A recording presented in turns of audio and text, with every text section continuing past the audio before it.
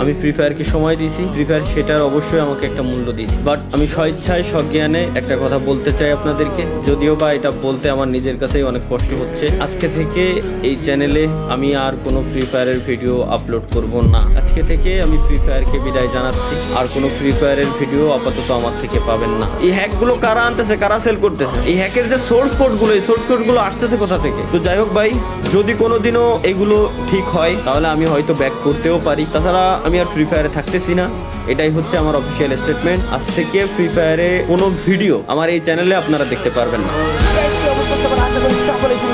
তো বন্ধুরা, আজকে দেখা হচ্ছে দুনিয়ার সব থেকে সিক্রেট প্লেস। তো সিক্রেট প্লেসের জন্য অবশ্যই ফ্যাক্টরির উপরে গিয়ে গোলালের উপরে উঠলাম এন্ড ওই পারে আসলাম। এটাই হচ্ছে দুনিয়ার সব থেকে সিক্রেট প্লেস। এখানে কেউ আবার আল্লাহ আস্তাগফিরুল্লাহ লা ইলাহা ইল্লাল্লাহ